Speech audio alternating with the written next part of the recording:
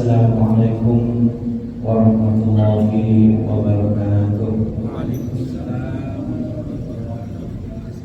Bismillahirrahmanirrahim. Alhamdulillahilladzi hadana bil-Islam wa akramana bil-Iman wa fadlana bil-Qur'an. Allahumma shalli wa sallim wa barik ala sayyidina Muhammadin sallallahu alaihi wasallam wa ala alihi wa sahbihi kiram. Bapak Ibu, saling salingan jamaah sholat subuh yang berbahagia. Alhamdulillah hari ini kita diperkenankan Allah berjumpa dari Ahad terakhir di bulan Sya'ban. Mudah-mudahan Allah memberkahi usia kita hari ini dijadikan saksi baik di hadapan Allah nanti, dan usia kita disampaikan di bulan Ramadan. Allahumma amin. Kita sudah membahas Al-Qudus di pertemuan yang lalu. InsyaAllah pada pagi hari ini kita akan melanjutkan membaca dari Al-Aqsatul Asna karya Imam Al-Ghazali di halaman 69. Kita ini insyaAllah akan menadaburi asma Allah As-Salam, ya. Tidak banyak, dan nanti kita bisa mendapatkan makna yang luar biasa. Baik, kita baca kitab Al-Maqsadil Asna yang ditulis oleh Hujjatul Islam Abu Hamid Al-Ghazali sampai pada asma Allah As-Salam. Qala al-mu'allifu rahimahullahu ta'ala, As-Salamu huwa alladhi tasallama dhatuhu 'anil 'aybi wa sifatuhu 'anil naqsi wa af'aluhu 'anil syarri, hatta idza kana kadzalik lam yakun fil wujudi salamatun illa wa kana ma'ziyatan ilayhi sadiratan minhu. Faqad fahimta anna af'alahu ta'ala salimatun 'anil syarri, a'ni asy-syarri al-mutlaq al-murad bi dzatihi la li khairin hasilin fi dhimmihi a'dhamu minhu, وليس في الوجود شر بهذه الصفة كما سبق الإيمان إليه إلا لله سبحانه وتعالى. Bapak Ibu hadirin sekalian, kalau di sifat Al-Qudus bahwa Allah Maha Suci dari bisa dibayangkan orang, bukan sekedar suci dari kekurangan, itu sudah lewat kelasnya. As-Salam itu artinya adalah, kalau gampangnya, adalah zat yang menjadi sumber kenyamanan, keselamatan, kesejahteraan. Itu kira-kira. Nah, Imam Al-Ghazali ingin memulai dari pandangan yang besar. As-Salam itu adalah yang zatnya tidak mungkin ada aibnya, sifatnya tidak mungkin ada kurangnya, dan perbuatannya juga tidak mungkin ada keburukan meskipun sedikit. Karena keburukan kalaupun ada, itu tidak bisa dinisbatkan buruknya kepadanya. Nah, Bapak Ibu, untuk memudahkan memahaminya, rukun iman yang terakhir itu beriman terhadap takdir, ya. Bahasa hadisnya apa? Iman kepada qadar khairihi wa syarrihi. Kenapa ada khairihi wa syarrihi? Karena itu perspektif manusia, ya. Perspektif manusia.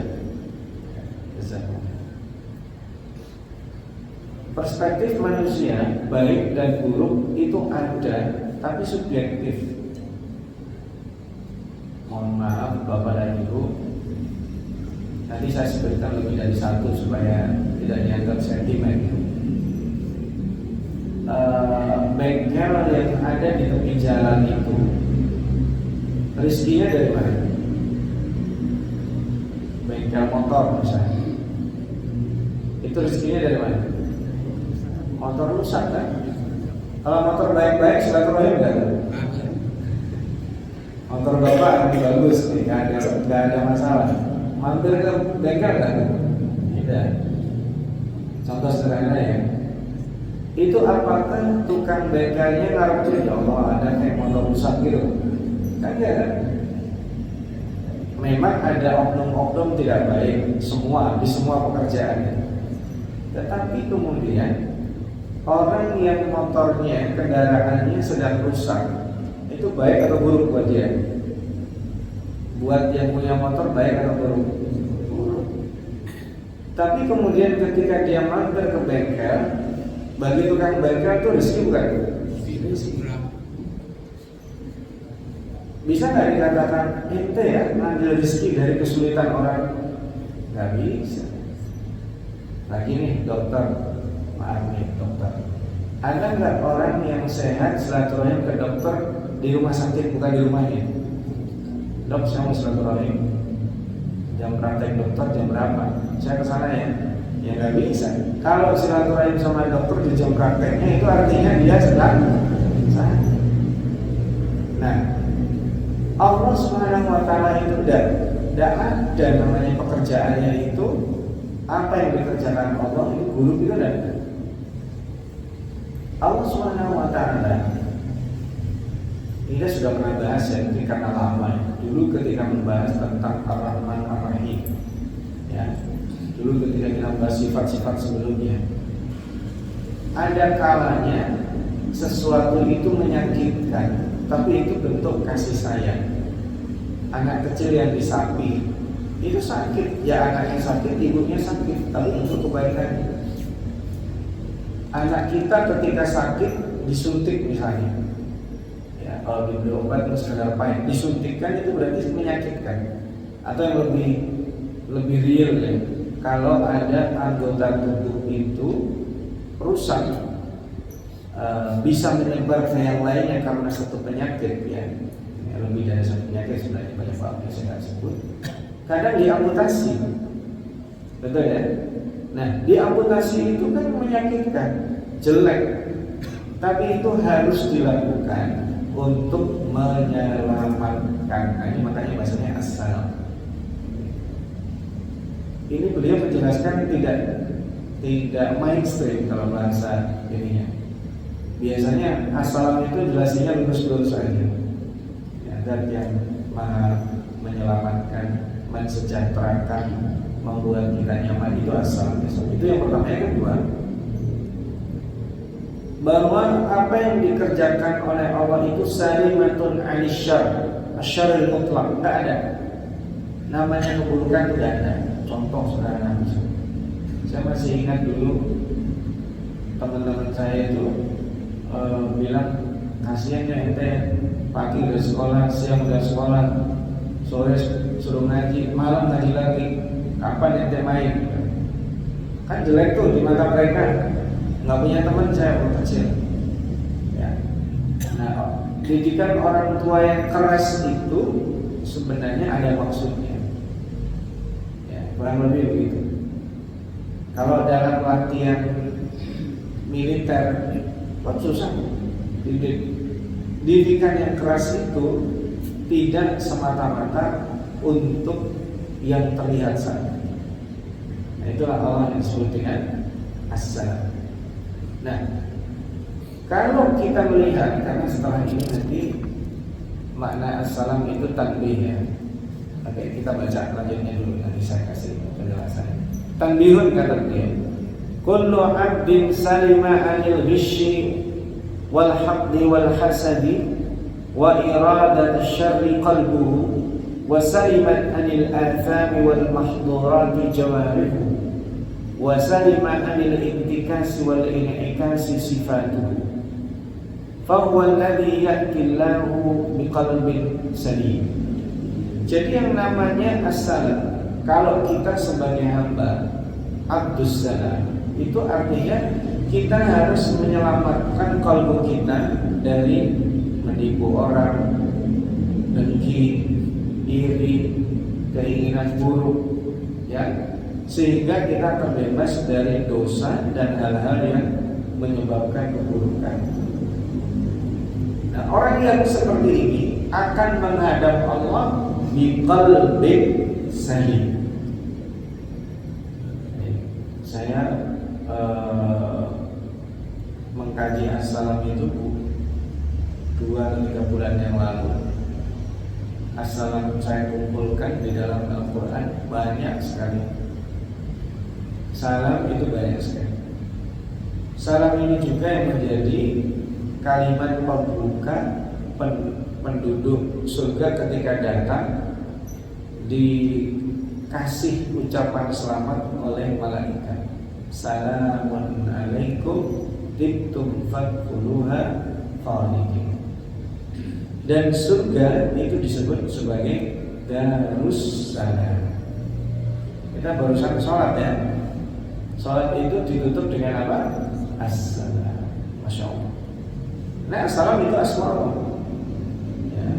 Al-mu'minul qudusu assalam al-mu'min. Nanti mau ada lanjutannya ya.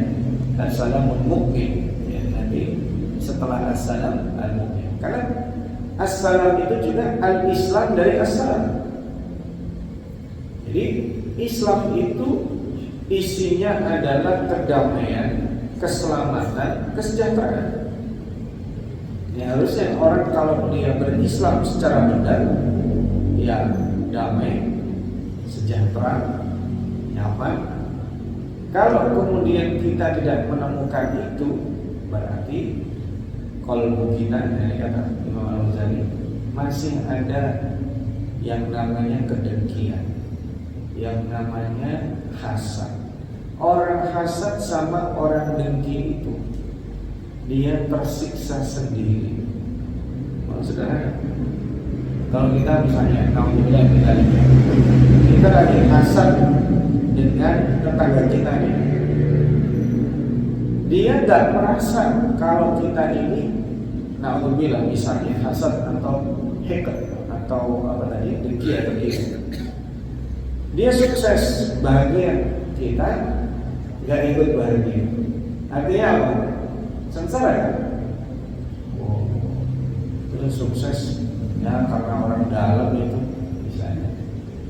Kemudian dia misalnya dapat gajinya nambah. Udah gitu kita hanya lidik, gajinya berapa dia? Kok bisa beli gitu? Tahu kita tambah sakit. Jadi qalbun salim itu bukan sekedar kalbu hati yang selamat di akhirat, tetapi di dunia pun orang ini sudah tersiksa. Orang iri, orang yang menginginkan keburukan, itu juga effortnya, usaha yang dilakukan oleh dia itu membuat sengsara. Jangan dikira orang jahat itu ketawa-ketawa, itu ketawa-ketawanya dia untuk menghibur dirinya. Kita lihat misalnya, mohon maaf, saya kasih contoh. Orang-orang Israel yang membunuhi orang-orang Palestina di Gaza, secara fisik selamat mereka, tapi apakah mereka bahagia? Sederhananya, orang di seluruh dunia itu membenci mereka, sehingga mereka tidak berani menampakkan bahwa mereka itu orang Israel. Ya ada namanya orang Israel itu bangga nih, saya orang Israel, gak ada. Karena semua orang membenci mereka. Padahal yang melakukan bukan mereka, yang melakukan pemerintahnya, ya, tentaranya, gitu ya. Maka pada saat itu dia tidak merasakan keselamatan. Di mana aja dibenci mereka, apalagi pimpinannya, si setan itu pasti tidak tenang. Kemana aja pergi pasti dia kan dikawal dengan pengawalan yang sangat luar biasa. Itu sebagai contoh. Penjahat, pelaku kriminal, bahkan mohon maaf kalau di kita, saya barusan membaca bukunya Imam Muhammad Al-Ghazali, bukan dia, Muhammad Al-Ghazali, ulama Mesir yang meninggal di tahun 95. Beliau mengatakan begini, di bulan puasa banyak saya menyaksikan orang-orang takut tenggorokannya kemasukan 1 tetes air karena bisa membatalkan puasa. Betul ya? Tapi berapa banyak orang tidak takut tenggorokannya kelewatan banyak sekali yang bukan menjadi haknya dia. Orang diambil, ya banyak. Dia nggak takut puasanya batal. Padahal itu lebih buruk daripada sekedar dia tenggorokannya kemasukan setetes air. Nah ini as-salam itu ketika kita nggak ada gish itu menipu. Kita ini dalam hidup sehari-hari menipu itu termasuk juga berbohong, menampilkan sesuatu yang bukan hakikatnya. Itu munafik, ya kan? Orang munafik apa? Aslinya membenci Rasul tapi dia senyum. Sholat bersama kaum muslimin, aslinya memusuhi mereka. Itu orang munafik yang paling jahat. Tapi kemunafikan itu tidak muncul tiba-tiba. Kemunafikan itu muncul dari perilaku yang terakumulasi. Makanya Rasulullah SAW bersabda, ayatul munafiki salas. Ciri-ciri orang munafik itu 3. Idza hadatsa kadzab. Kalau dia ngomong bohong, ya kan? Kalau dia dipercaya berkhianat. Kalau dia berjanji menyelisih. Biasanya kalau disebut gitu dia itu kayak si Anu gitu. Padahal kita melakukan itu. Nah, terus lagi kalau kita baca di surat An-Nisa misalnya, innal munafiqina yukhadi'una Allah wa huwa khadi'uhum wa idza qamu ila sholati qamu kusala. Orang munafik itu salah satu ciri-cirinya adalah sholatnya malas. Qamu kusala yura'una an-nas riya wa la yadhkuruna Allah illa qalilan. Tidak zikir kecuali dikit. Zikirnya dikit. Masya Allah. Yang zikirnya sedikit itu orang munafik. Ya, kalau gak zikir gimana? Lebih parah. Makanya kita diperintah zikirnya banyak. Kapan aja? Habis sholat, setelah sholat, jelang sholat, sebelum tidur, lagi makan kita baca doa. Semua dalam kondisi kita itu memperbanyak zikir. Maka orang-orang munafik yang seperti ini kalau didiamkan, kita sholat malas biasa aja, riya biasa aja, bikinnya sedikit biasa, lama-lama bergeser menjadi kemunafikan yang berat. Kalau diterusin di surat An-Nisa tadi bawahnya, innal munafiqina fi darkil asfali minan nar. Ngeri sekali. Makanya ghish atau al-hiqdu atau al-hasad, iradatus syarri tadi disebut Imam Al-Ghazali, itu harus kita selamatkan diri kita dari itu. Nah, kalau lebih dalam lagi saya baca lagi ya.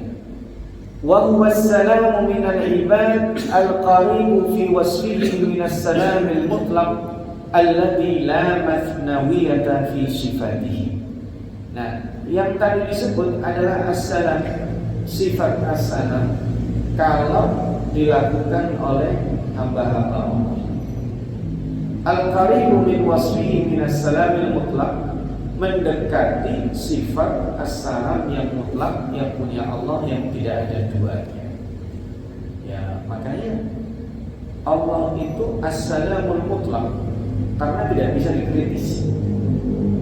Sering orang bilang begini ketika dia kena musibah, ya Allah, kenapa harus anak saya ya Allah? Kenapa harus saya ya Allah, bukan yang lainnya, gitu ya. Nah, misal ada penyesuaian atau yang disebut dengan efisiensi karyawan di perusahaan kita yang kena misalnya. Kemudian kita ngeluh sama Allah, ya Allah kenapa harus saya bukan yang lain? Nah itu mohon maaf sekilas baik, tapi seolah-olah kalau yang diberhentikan orang lain kita alhamdulillah bukan saya, begitu. Itu juga dalam tanda kutip egois.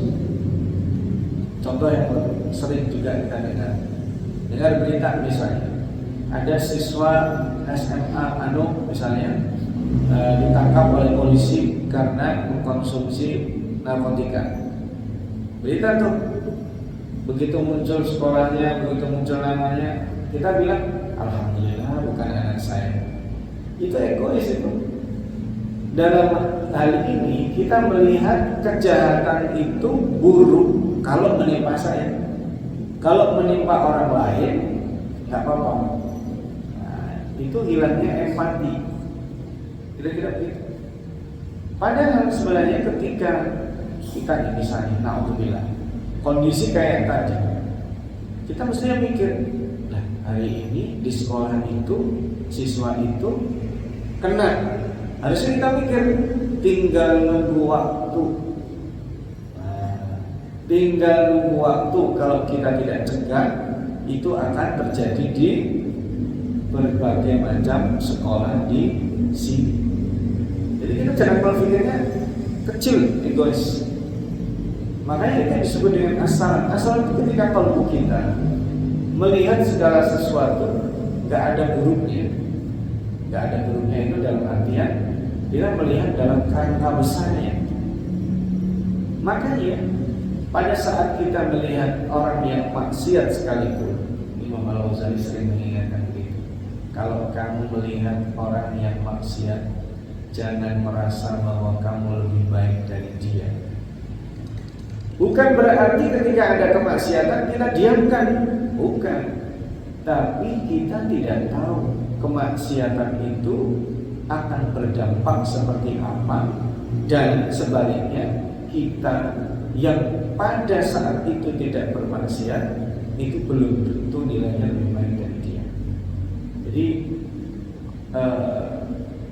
untuk as-salam ini Imam Al-Ghazali memang menjelaskannya tidak seperti makna yang biasanya kita pahami. Jadi kalau saya menjelaskan makna biasanya, as-salam itu zat yang maha menyejahterakan, zat yang memberi keselamatan, zat yang membuat kita nyaman. Misalnya kita mau bepergian, berdoa, ya salam, ya mu'min, gitu ya, selamatkanlah perjalananku. Itu doa standar.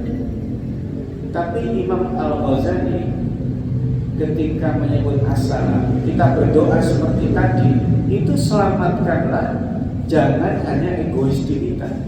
Misal mohon maaf, kita berjalan, ada peristiwa kecelakaan di tengah jalan, kemudian kita selamat, jangan merasa bahwa alhamdulillah saya diberi keselamatan. Itu egois tadi. Karena di situ ada banyak orang terluka-luka. Kita juga mendoakan saudara-saudara kita yang saat itu lukanya lebih parah dari kita.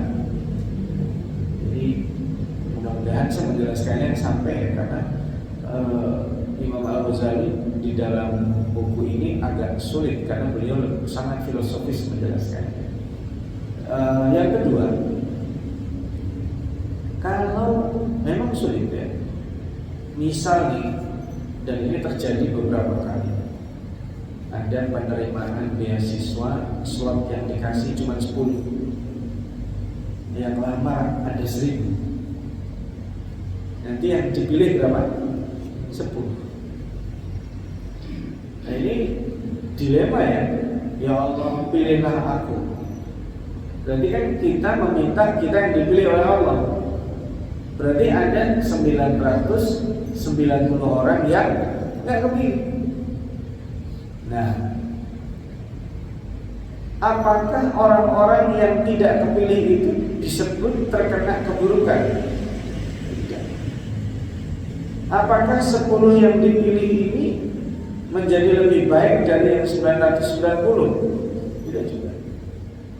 Karena kalau kemarin berita yang sempat kontroversi, petugas haji, dengar, itu kan saringannya banyak Pak. Kemudian dikarantina, misalnya 1 bulan dikarantinanya. Lalu setelah itu sebagian gugur, sampai terakhir tersisa itulah yang nanti akan dikirim, karena sistemnya dipakai militeristik. Kita mungkin tidak sepakat, karena ini baru, tidak seperti dulu. Ya masa sih untuk petugas haji sampai sebulan? Dia kan harus kerja, dia kan punya keluarga dan sosial dan seterusnya. Kita tak bahas. Pasti, nah ini saya pastikan tidak semua orang setuju sih soalnya. Jadi kalau manusia itu kelemahannya begitu, dia melakukan satu kebijakan itu pasti nanti di mata orang tertentu menjadi buruk.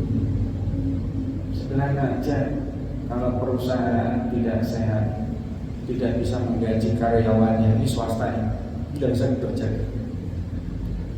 dia pasti akan pusingnya 7 keliling, produksinya menurun, pasti cepat atau lambat pegawainya akan dikurangi. Nah ini paling berat di sini.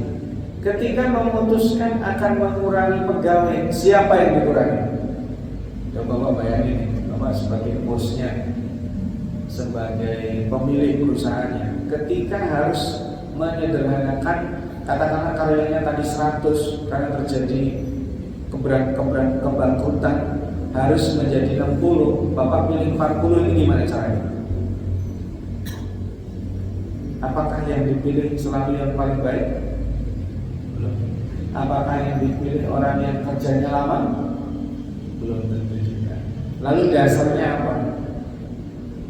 Nah, ini saya sebagai contoh aja. Jadi kita ketika melihat satu peristiwa, tidak melihat peristiwa itu berdiri sendiri, karena Allah yang menginginkan. Dulu saya di sini juga pernah menceritakan sahabat kami yang dia orang yang sukses, yang lakinya, yang perempuannya juga luar biasa, dua-duanya bekerja. Yang kurang adalah mereka belum dikaruniai anak. Ya, setelah sekian tahun, krisis 2000, kalau masih ingat, krisis 2008 tempoh hari. Karena krisis 2008 itu kemudian suaminya dirumahkan karena perusahaan internasional bangkrut ya. Dari yang tadinya gajinya tinggi, dia dirumahkan. Kalau udah di rumah dia mantap jadi makan tabungan karena nggak ada masalah lagi kan. Nah karena dirumahkan, istrinya yang kerja. Mulailah tuh percekcokan terjadi. Klimaknya sampai mau bercerai.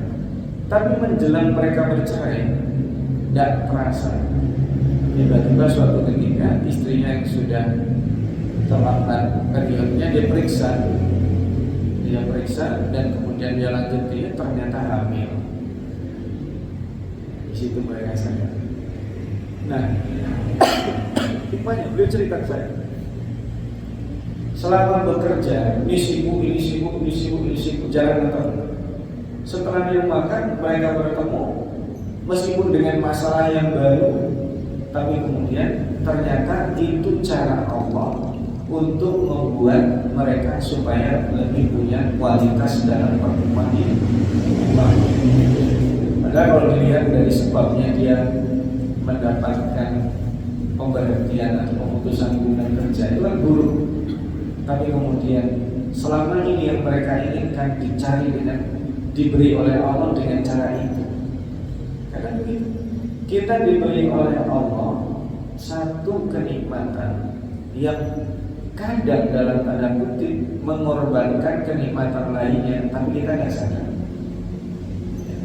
Ada orang diberikan kenikmatan kelebihan waktu, ya, tapi dia dikurangi.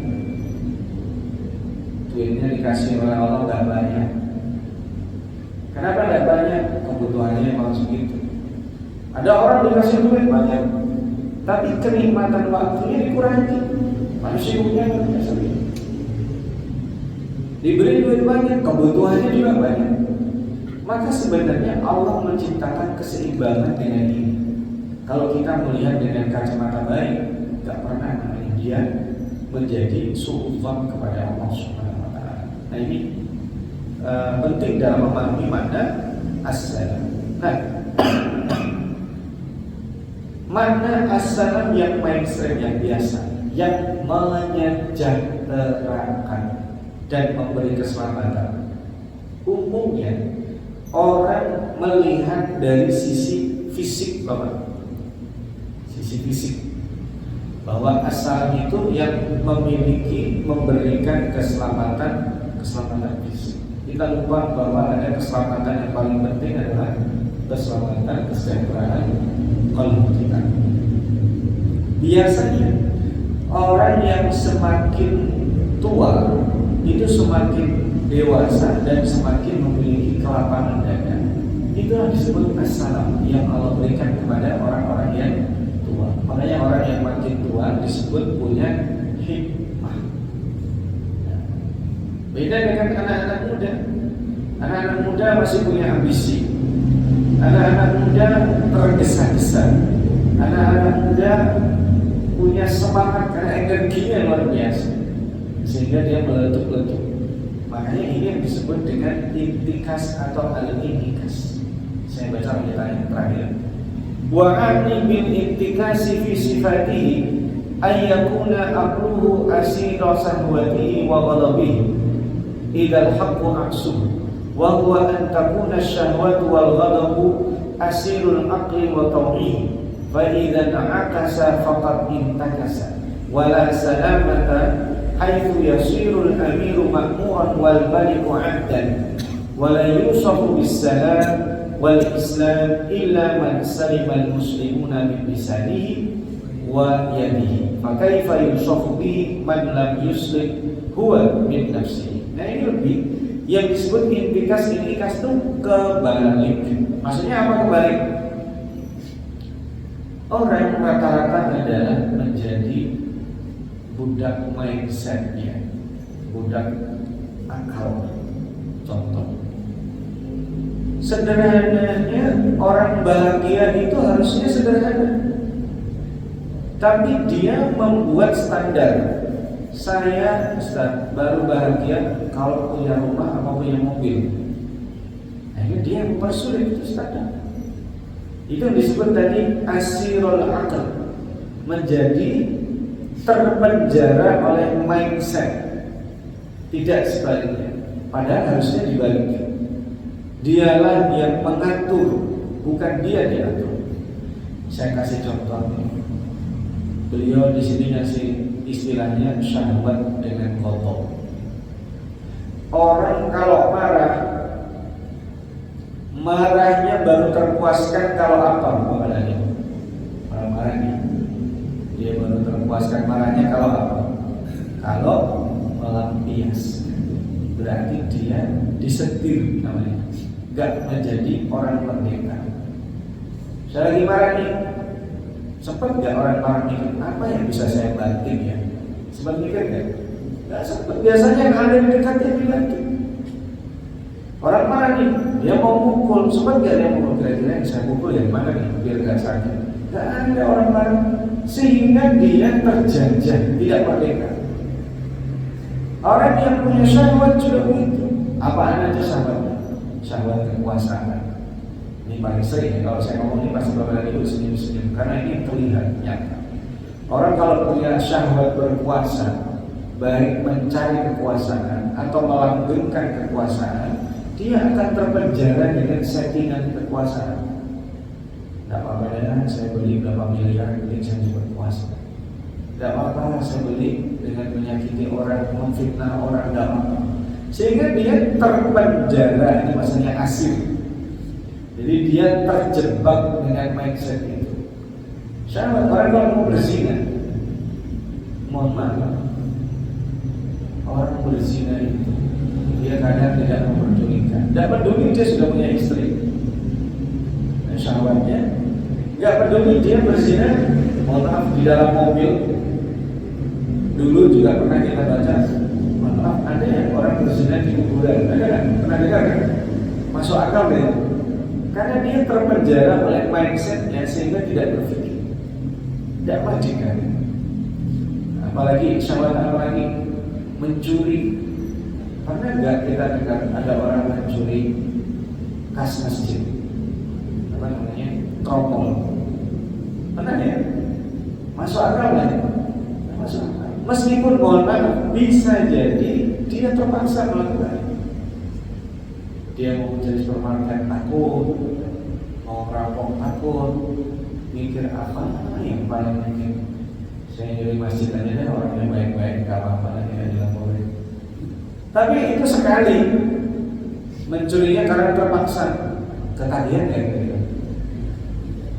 mencuri sekali terpaksa, yang kedua kali sudah bukan seperti yang pertama, maka dia menjadi terpecah. Kita juga begitu.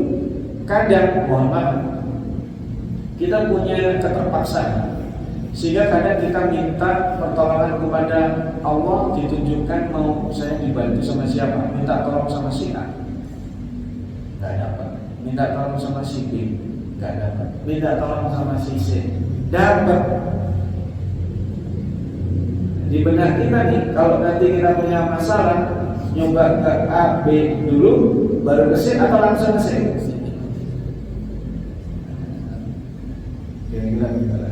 Begitu kita langsung ke C, pertama oke, dia bantu. Kedua mulai tidak nyaman. Ketiga, sudah nggak nyaman lagi. Nah, inilah yang disebut dengan keselamatan kita ini adalah ketika kita membebaskan dari mindset kolbu kita. Saya ambil contoh lagi. Mindset kolbu itu contohnya ini. Ada orang bertamu di rumah saya. Waalaikumsalam, Pak Ustaz.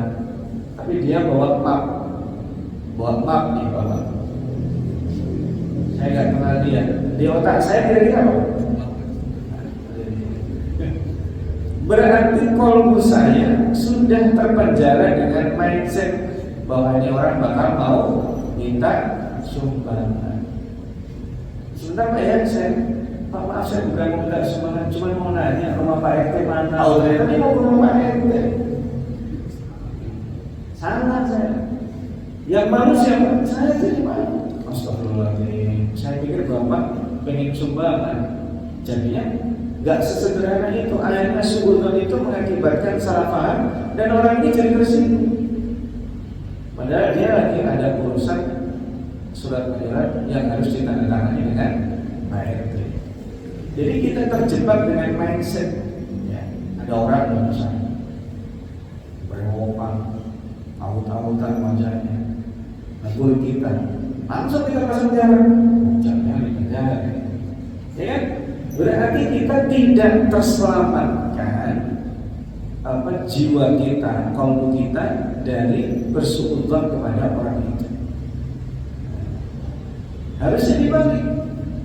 Harusnya kita lah yang memutuskan. Makanya di sini disebut fa'idan akasa faqad intakasa. Makanya tidak ada keselamatan seorang amir pangeran, dia yang makmur. Kenapa? Karena disuruh-suruh. Seorang malik raja, justru dia yang menjadi hamba sahaya karena diperbudak kekuasaan. Ya, kalau ada seseorang dia main sihir, berinteraksi dengan jin, akhirnya dia diperbudak dengan sihir, perdukunan dan jin. Oh, kalau kamu mau kekal kekuasaanmu, kamu harus korbankan ini. Siap kalau kamu harus tumbalkan ini. Siap. Akhirnya dia menjadi budak kekuasaan. Dan itu sekarang terjadi. Orang saling menyandra, orang mencari kelemahan orang lain untuk disandra supaya menjaga kekuasaannya. Karena kekuasaan, kenapa yang dicontohkan kekuasaan itu? Orang kalau sudah berkuasa itu merasa bahwa dia harus melakukan sesuai dengan bayangannya, padahal tidak sadar. Semakin dia merasa berkuasa, semakin merasa dia tidak aman. Makanya raja yang paling hebat di dunia ini biasanya adalah raja yang paling merasa tidak aman. Kalau saya mau sebut negara paling kuat sekarang di dunia, Amerika, itu presidennya bisa nggak makan bakso di pasar minggu? Tidak dikawal siapa-siapa, bisa nggak? Tidak bisa. Kenapa demikian? Karena dia harus jujur. Ya, banyak kontroversi dan seterusnya. Ada paparan itu. Ya. Nah, berikutnya ini yang terakhir. Maka dari itu la yusafu bis salami wal islam illa man salimal muslimuna min lisanihi wa yadihi. Orang muslim disebut muslim kalau orang di sekitarnya itu merasa nyaman dan tidak terganggu dari lisannya dan tangannya. Itu muslim. Kalau ada orang datang, dia datang nih, awas nih, bukan muslim itu nanti. Karena yang lain terancam. Paham ya?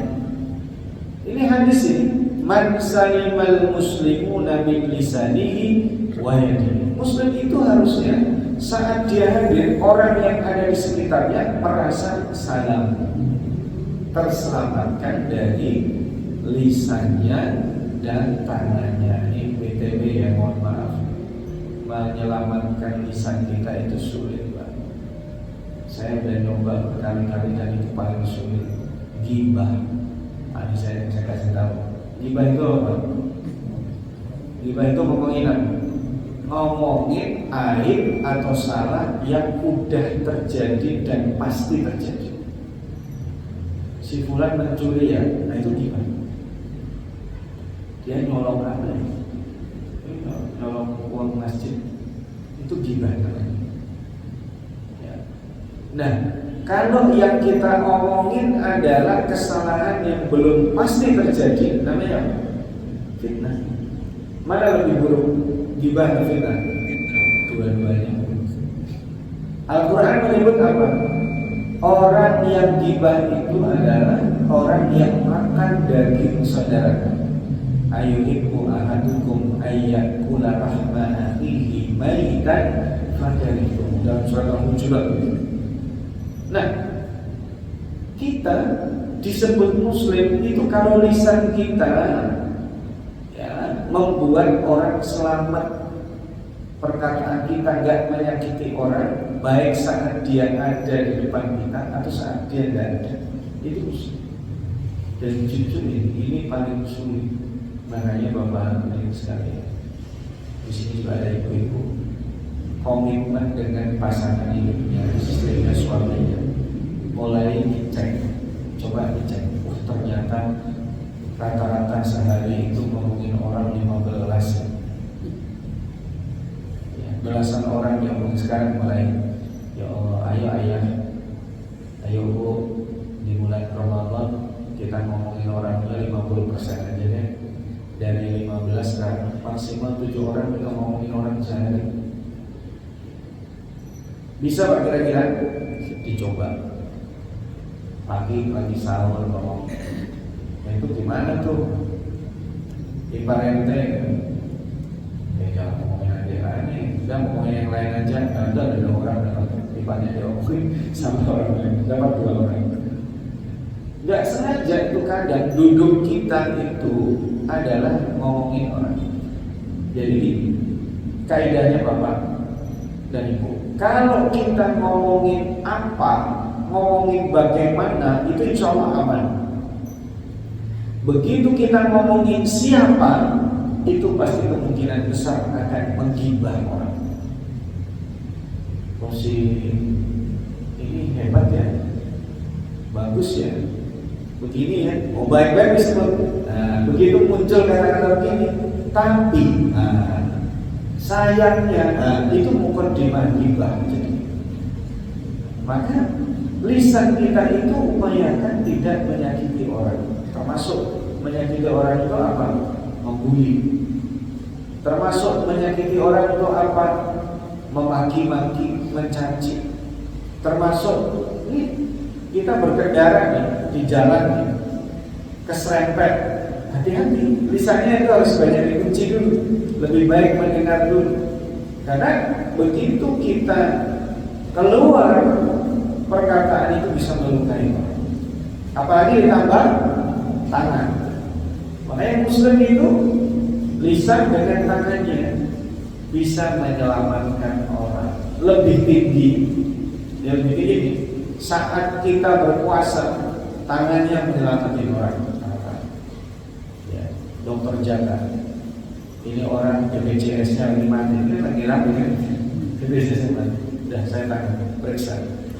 Tangan dokter ini menyelamatkan orang. Dia tanggung. Nanti kalau nggak dibayar saya menanggung. Itu adalah muslim. Perkataannya menyelamatkan orang, memberikan semangat. Ini orang tadinya sudah putus asa, dia menasihati dengan lisannya, maka itulah muslim. Jadi muslim itu adalah orang yang menyelamatkan orang di sekitarnya, tidak tersakiti oleh lisan dan tangannya. Itu kata dia. Fa kaifa yusafu bihi man la yuslim la yaslam huwa bi nafsihi. Orang yang tidak selamat dirinya dari hawa nafsunya, dari jiwa yang buruk, tidak akan mungkin menyelamatkan orang lain. Ya, kita ini kalau masih ingin melihat kesuksesan orang lain, tidak mungkin kita bisa menyelamatkan orang lain. Kita masih dengki, masih mudah tersinggung, susah memaafkan orang, ya, susah lembut dan ringan. Maka bulan Ramadan itu adalah bulan untuk menjadi as-salam tadi. Terakhir Bapak Ibu, mudah-mudahan kita menjadi abdus salam tidak mudah. As-salam itu adalah, kalau Bapak dan Ibu perhatikan di dalam Al-Quran, ada banyak kata salam itu sering di selain penduduk surga. Salam itu juga disebutkan kepada para nabi. Salamun ala Nuhin fil alamin, salamun ala Ibrahim, salamun ala Ilyasin, salamun ala Musa wa Harun. Nanti di surat As-Saffat itu ditutup wa salamun ala mursalin walhamdulillahi rabbil alamin. Itu salam adalah Allah yang memberikan ketenangan, kenyamanan, keselamatan yang diberikan Allah kepada para nabi. Tugas mereka berat. Para nabi itu tugasnya berat, cobaannya luar biasa, diancam dulu, bahkan dibunuh, disiksa, diteror, tapi mereka menjalani itu dengan beriman. Maka nanti suatu ketika orang itu bisa jadi melihat kita itu kasihan, orang melihat kita bisa jadi nggak tega, tapi kita nggak ada masalah, karena diberikan salam oleh Allah. Ada orang kita melihat kasihannya dia begini, tapi begitu kita cek ternyata dia bahagia. Itu orang yang kekayaannya, kalau Bapak dan Ibu tahu Elon Musk itu kekayaannya itu triliunan, luar biasa. Menurut Forbes, Elon Musk itu kalau dia sehari ini ngabisin duitnya 10 miliar, itu uangnya baru habis selama 600 tahun. Kita di sini ada kan yang sehari belanjanya 10 miliar? Ada. Nah, kata dia, saya tidak bahagia. Itu ada dia. Karena dia setiap menikah cerai, dan sekarang juga nggak menikah karena nggak mau diatur. Jadi sebenarnya keselamatan kita adalah ketika kita bisa menundukkan jiwa kita dan kemudian melakukan seperti tadi. Jadi kita tidak terpenjara oleh keinginan kita yang harus kita sesuaikan dengan qalbu kita. Mudah-mudahan Allah jadikan kita termasuk abdus salam, orang-orang yang diselamatkan Allah, disejahterakan Allah dengan cara diberikan istiqamah dalam memahami agamanya. Insyaallah nanti ba'dal Aid kita akan sambut dengan al-mu'min. Ini nyambung ya, al-salam, al-islam, lalu ada al-mu'min.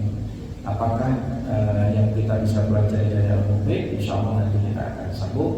Kita sebelum tutup, kita doakan saudara-saudara kita yang baik di rumah atau di perjalanan, mudah-mudahan Allah berikan keselamatan, yang sakit Allah sehatkan, anak-anak kita yang menuntut ilmu mudah-mudahan diberikan ilmu yang bermanfaat, yang sedang hilang mudah-mudahan dikembalikan, yang luka-luka Allah sembuhkan, yang dizalimi mudah-mudahan Allah selamatkan, yang terdampak musibah banjir dan lain sebagainya mudah-mudahan Allah berikan solusi yang baik. Mari kita tutup majelis kita dengan membaca doa kafaratul majlis. Subhanakallahumma wa bihamdika asyhadu an la ilaha illa anta astaghfiruka wa atubu ilaik. Wassalamualaikum